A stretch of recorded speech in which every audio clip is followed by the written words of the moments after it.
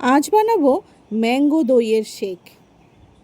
প্রচণ্ড গরম, বানিয়ে নিলাম ম্যাঙ্গো দই, মানে আম দিয়ে দই। দেখো খেতে কেমন হয়েছে, একবার বানিয়ে দেখো বাড়িতে। সেই সেই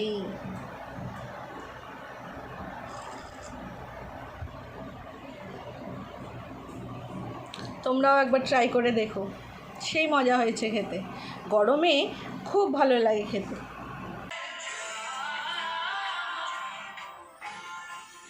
আমটা ভালো করে ধুয়ে তারপর তুমি যেভাবে খুশি ওটাকে কেটে নাও। সেটা তুমি ছুরি দিয়ে কাটো, দা দিয়ে কাটো, যেভাবে খুশি। মোদ্দা কথা, ম্যাঙ্গো পাল্পগুলো বের করতে হবে। No added sugar. আমি চিনি গুড় কিছুই দিইনি, যেহেতু মিষ্টি, আমটাও মিষ্টি ছিল আর দইটাও কিছুটা মিষ্টি ছিল।